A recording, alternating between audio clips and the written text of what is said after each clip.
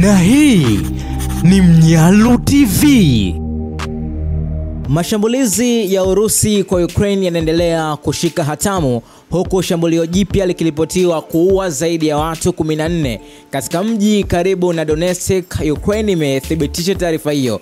Takriban watu 14 wameuawa na wengine 30 wamejeruhiwa katika shambulizi la Urusi katika mji wa Dobropria ulioko mashariki mwa mkoa wa Donetsk nchini Ukraine. Mamlaka ya Ukraine imethibitisha taarifa hiyo katika taarifa iliyotolewa siku ya leo. Majengo 8 ya makazi na jengo la utawala yaliharibiwa katika shambulio hilo la siku ya Ijumaa. Huduma ya dharura ya kikanda ziliripoti mji huo uko kaskazini magharibi mwa jiji la Donetsk linaloshikiliwa na nchi ya Urusi.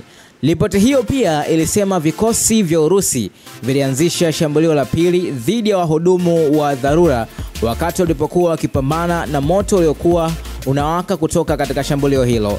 Hii inakuja baada ya mapigano makali katika maeneo ya karibu, huku waendesha mashtaka wa Ukraine wakiripoti kuwa watano waliuawa katika mashambulizi ya Urusi katika siku ya Alhamis. Hivyo idadi inaendelea kuongezeka katika mapigano hayo, na bado mustakabali wa kumaliza mgogoro kati ya Ukraine na Urusi haujafikia muafaka, ikiwa nchi ya Marekani inapambana kumaliza mgogoro huo kwa namna ya mazungumzo, huku rais wa Ukraine Volodymyr Zelensky akitaka mahusiano ya Ukraine inabidi Ukraine ndo wawajibike kwa kitu ambacho kinaendelea sasa hivi kwa mashambulizi na vitu vyote ambavyo vimekumba nchi ya Ukraine. Taarifa hii imekuja moja kwa moja kutoka hapa Mnyalu Media.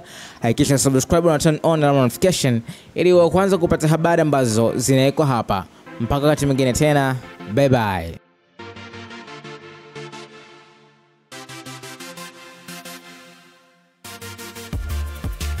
Na hii ni Mnyalu TV.